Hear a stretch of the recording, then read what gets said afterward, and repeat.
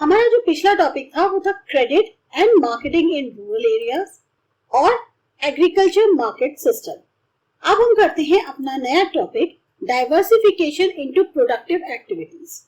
Diversification include two aspects. अब diversification के भी दो पहलू हैं।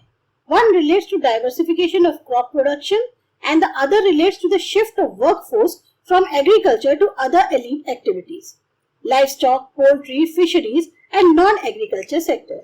डाइवर्सिफिकेशन मतलब क्या हुआ? एक तरह से आपने विभाजित कर दिया, उसमें दो पहलू हैं। विभाजित करने के भी दो पहलू हैं। एक है कि क्रॉप जो प्रोडक्शन हो रहा है उसमें डाइवर्स कर दिया आपने। दूसरा क्या है? अब वर्कफोर्स जो है वो एग्रीकल्चर से शिफ्ट करके और एक्टिविटीज में लगा दी, जैसे लाइव स्टॉक है, पोल्ट्री है, फिशरीज है या फिर नॉन एग्रीकल्चर सेक्टर में। The need for diversification arises from the fact that there is greater risk in depending exclusively on farming for livelihood.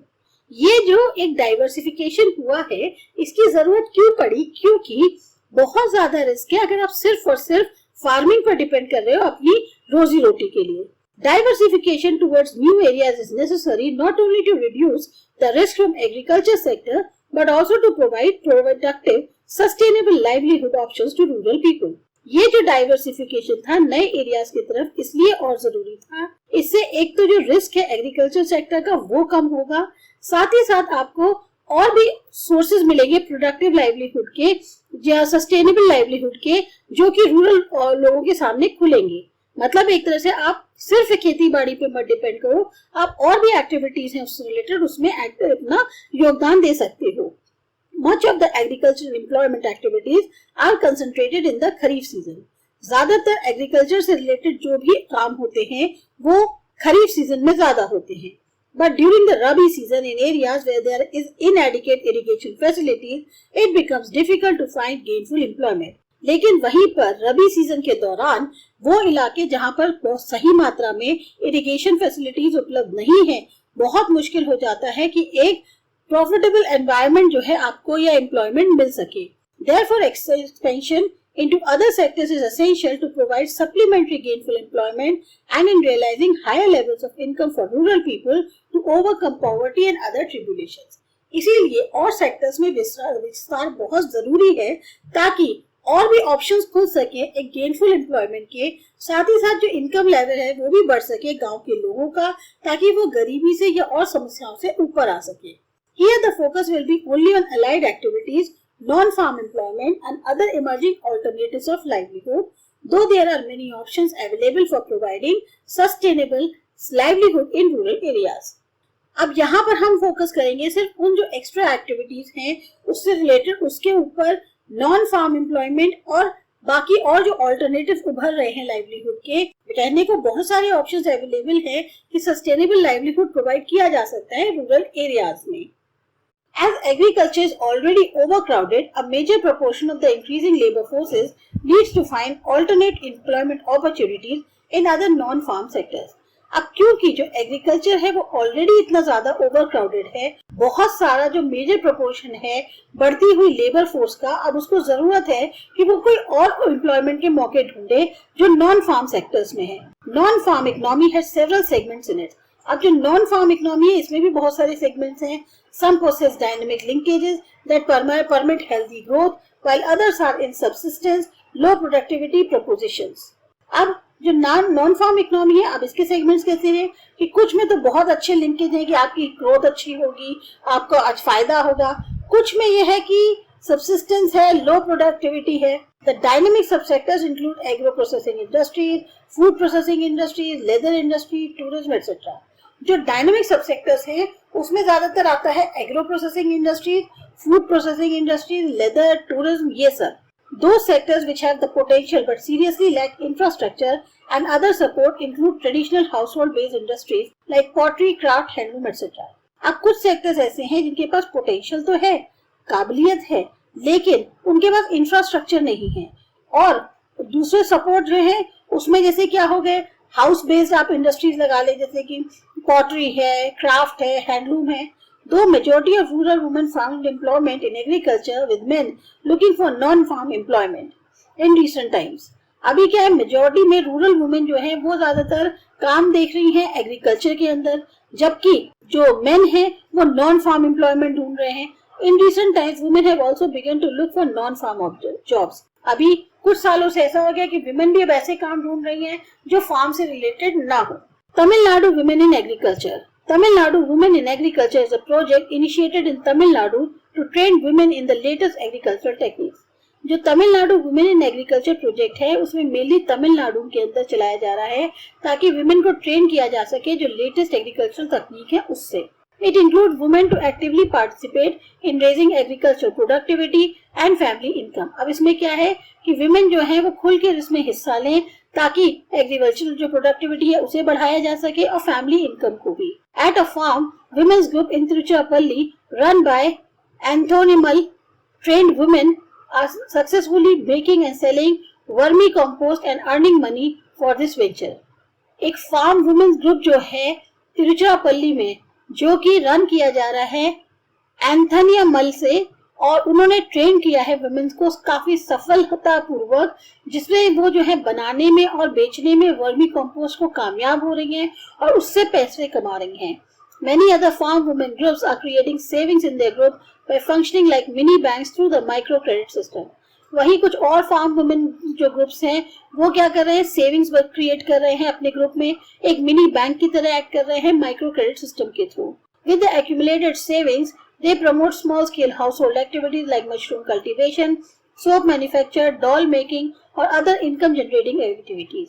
अब ये जो सेविंग्स इकट्ठी होती हैं इससे ये लोग छोटा small scale house hold activities जैसे कि मशरूम की खेती है, सोप बनाना है, डॉल बनाना है या और जो इनकम जनरेटिंग एक्टिविटीज हैं उनको कर रहे हैं।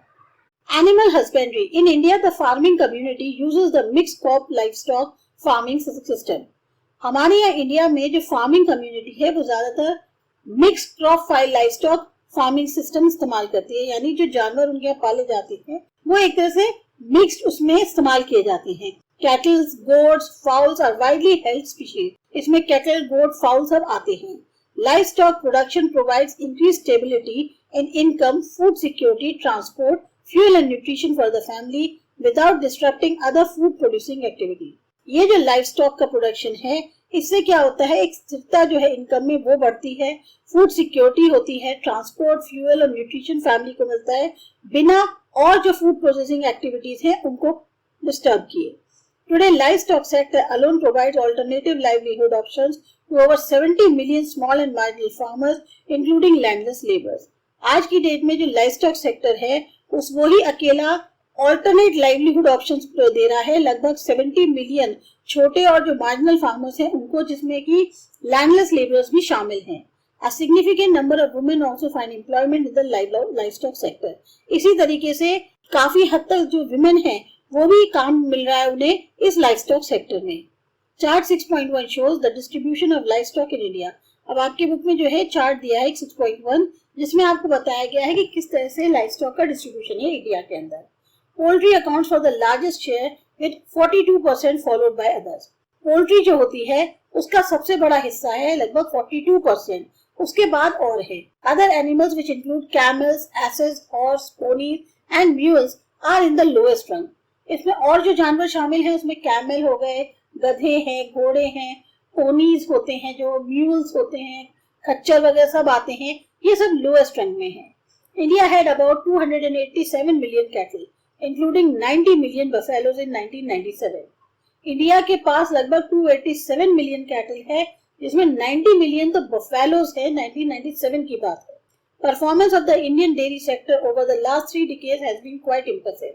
पिछले 30 सालों में जो इंडियन डेयरी सेक्टर है उसका परफॉर्मेंस बहुत अच्छा रहा है। Milk production in the country has increased by more than 4 times between 1960 to 2002। जो मिल्क प्रोडक्शन है कंट्री का उसमें बढ़त हुई है, लगभग 4 गुना बढ़त हुई है 1960 से लेकर 2002 तक में। This can be attributed mainly to the successful implementation of Operation Flood from 1996 onwards. और इसका हम पूरा एक तरह से योगदान जो है या पूरा श्रेय देंगे जो एक ऑपरेशन फ्लड चालू किया गया था 1966 से। It is a system whereby all the farmers can pool their milk produce according to different grading and the same is processed and marketed to urban centers through cooperatives. इसमें क्या है, सारे के सारे किसान जो हैं अपना मिल्क जो भी उत्पादन होता है अलग अलग ग्रेडिंग के हिसाब से यानी क्वालिटी के हिसाब से उसे एक जगह इकट्ठा करते हैं और फिर यहाँ पर वो प्रोसेस होकर और बाकी शहरों में जो है मार्केटिंग करी जाती है उसकी कोऑपरेटिव्स के through. In this system, the farmers are assured of a fair price and income from the supply of milk to urban markets. इस सिस्टम में क्या है कि फार्मर्स को पता है हाँ बिल्कुल सही दाम मिलेंगे और इनकम जो होगी जो मिल्क को सप्लाई करने से अर्बन मार्केट्स के अंदर। Gujarat state is held as a success story in the efficient implementation of milk cooperatives which has been imitated by many states. Gujarat इसका सबसे बड़ा एग्जाम्पल है जहाँ एक हम कह सकते हैं सफलतापूर्वक ये जो इम्प्लीमेंटेशन हुआ था मिल्क कोऑपरेटिव्स का, इसका सबसे बड़ा श्रेय हम गुजरात को देते हैं और फिर वहां से बहुत सारे और स्टेट्स में भी ये चीज चालू हुई। Meat, eggs, wool and other products are also emerging as important productive sectors for diversification. अब मीट हो गया, एग्स हो गए, वूल हो गई और जो बाई प्रोडक्ट्स मिलते हैं ये सब भी और बड़े बड़े इंपॉर्टेंट प्रोडक्टिव सेक्टर्स बनते जा रहे हैं डाइवर्सिफिकेशन के लिए। Fisheries, the fishing community regards the water body as mother और प्रोवाइडर। अब जो फिशिंग कम्युनिटी है या फिशिंग कम्युनिटी ये मेन क्या करती है, पानी को अपनी माँ मानती है क्योंकि सब चीजें इन्हें इसी से ही मिलती हैं। The water bodies consisting of sea, oceans, rivers, lakes, natural aquatic ponds, streams, etc. are therefore an integral and life-giving source for the fishing community. तो पानी से रिलेटेड जो भी चीजें हैं, सी हैं, ओशियन है, रिवर्स हैं, लेक्स हो गए, नेचुरल एक्वेटिक पॉन्ड्स हैं, स्ट्रीम्स हैं, ये बहुत ही अभिन्न और लाइफ गिविंग सोर्स मानते जाते हैं फिशिंग कम्युनिटी की। In India, after progressive increase in budgetary allocations and introduction of new technologies in fisheries and aquaculture, the development of fisheries has come a long way. जिस तरह से India में budget जो allocation है वो ज्यादा दिया जाता है, बजट पे मतलब ज्यादा खर्च किया जाता है, बजट ज्यादा अच्छा रखा जाता है, नई तकनीकों का इंट्रोडक्शन हुआ है फिशरीज में, एक्वाकल्चर में, तो जो फिशरीज का डेवलपमेंट है वो भी अब काफी अच्छा हो गया है। Presently fish production from inland sources contribute to about 49% to the total fish production and the balance 51% come from the marine sector. जो फिश प्रोडक्शन है इस वक्त इनलैंड सोर्सेज से वो लगभग 49% है टोटल फिश प्रोडक्शन का और जो बैलेंस है वो आता है लगभग 51% मरीन सेक्टर से, सी या ओशन से। Today total fish production account for 1.4% of total GDP. जो टोटल फिश प्रोडक्शन है वो लगभग 1.4% है टोटल जीडीपी का। Among states, Kerala, Gujarat, Maharashtra and Tamil Nadu are the major producers of marine products. States में अगर देखा जाए तो केरला, गुजरात, महाराष्ट्र और तमिलनाडु में हैं मेजर प्रोड्यूसर्स हैं मरीन प्रोडक्ट्स की। The overall socio-economic status of a fisherman is comparatively lower than that of the other backward sectors of our economy.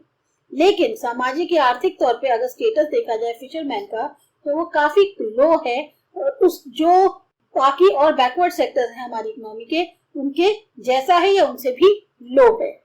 Rampant underemployment, low per capita earnings, absence of mobility of labor to the other sectors, and a high rate of illiteracy and indebtedness are some of the major problems faced by these communities. अब अनियंत्रित एक तरह से जो unemployment है, रोजगार बहुत ज्यादा नहीं है, लो पर कैपिटा अर्निंग्स हैं, मोबिलिटी की जो लेबर का मूवमेंट है उसकी एब्सेंस है और सेक्टर्स में, या बहुत ज्यादा बिना पढ़े लिखे लोग हैं, साथ ही साथ कर्जा बहुत है।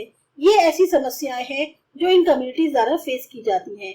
Even though women are not involved in active fishing, about 60% of the workforce in export marketing and 40% in the internal marketing are women.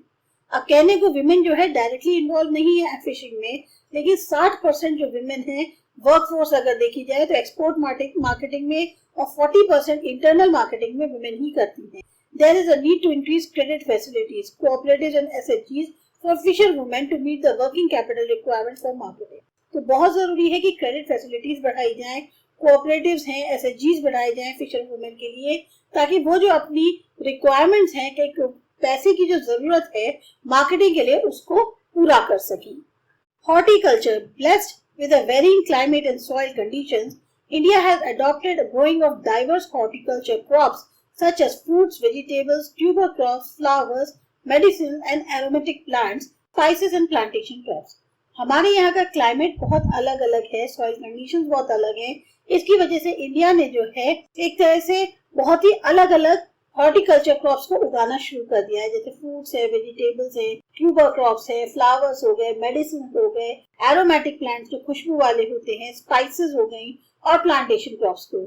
These crops play a vital role in providing food and nutrition besides addressing employment concerns. ये जो crops है इनका बहुत मुख्य role होता है क्योंकि food और न्यूट्रिशन तो प्रोवाइड करते ही हैं, साथ ही साथ एम्प्लॉयमेंट की जो प्रॉब्लम है उससे भी डील करते हैं। The period between 91 to 2003 is called an effort to heralding a golden revolution because during this period the planned investment in horticulture becomes highly productive and the sector emerged as a sustainable livelihood option. जो period 91 से 2003 का था उसे जो है हम कह सकते हैं कि वो गोल्डन रिवॉल्यूशन था क्योंकि इस पीरियड के दौरान बहुत ही प्लान तरीके से इन्वेस्टमेंट किया गया हॉर्टिकल्चर में, जिसकी वजह से वो हाईली प्रोडक्टिव हो गया और ये जो सेक्टर है ये एक तरह से सस्टेनेबल लाइवलीहुड वाला ऑप्शन बन गया। India has emerged as a world leader in producing a variety of fruits like mangoes, bananas, coconuts, cashew nuts and number of spices and is the second largest producer of fruits and vegetables. India जो है उभर के आया है world leader के तौर पे क्योंकि उसमें जो है बहुत ज्यादा प्रोडक्शन होता है, वैरायटी फ्रूट्स की है, mangoes, bananas, coconuts, cashew nuts, spices हैं बहुत तरह की और सेकंड लार्जेस्ट प्रोड्यूसर है फ्रूट्स और वेजिटेबल्स का। Economic condition of many farmers engaged in horticulture has improved and it has become a means of improving livelihood for many unprivileged classes too. अब ये जो आर्थिक हालात हैं बहुत सारे किसानों के जो कि हॉर्टिकल्चर में एंगेज हैं वो सुधरे हैं और वो एक तरह से जरिया बन गया है लाइवलीहुड को इम्प्रूव करने का। कोई जो अनप्रिविलेज्ड क्लासेस है उनको भी, यानी जिनको सुविधाएं नहीं मिलती वो क्लासेस जो है उनके लिए भी एक जरिया बन गया है। Flower harvesting, nursery maintenance, hybrid seed production and tissue culture, propagation of fruits and flowers and food processing are highly remunerative employment options for women in rural areas. तो फ्लावर की हार्वेस्टिंग करना, नर्सरी को maintain करना, hybrid seed का production और tissue culture, फिर fruits और flowers का प्रोपगेशन करना और फूड प्रोसेसिंग, ये सब ऐसे एम्प्लॉयमेंट्स हैं जो ऑप्शन खुल गए हैं वुमेन्स के लिए रूरल एरिया में। It has been estimated that this sector provides employment to around 19% of the total labor force. तो जितनी भी लेबर फोर्स है उसके में लगभग 19% एम्प्लॉयमेंट जो है इस सेक्टर से मिलता है। Though in terms of numbers our livestock population is quite impressive, but its productivity is quite low as compared to other countries. कहने को अगर संख्या देखी जाए तो लाइवस्टॉक की जो संख्या है वो हमारे यहाँ बहुत ज्यादा है, अच्छी है, लेकिन उसकी जो उत्पादन है वो बहुत कम है अगर हम और कंट्री से तुलना करें।